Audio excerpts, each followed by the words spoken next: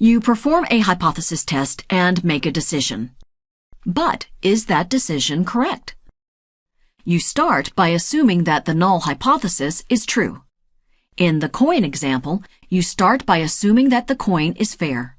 However, there's always a risk that you are wrong. If you reject the null hypothesis when it's actually true, you've made a type 1 error. The probability of committing a type 1 error is alpha. Alpha is the significance level of a test. In the coin example, it's the probability that you conclude that the coin is not fair when it is fair. If you fail to reject the null hypothesis and it's actually false, you've made a type 2 error. The probability of committing a type 2 error is beta.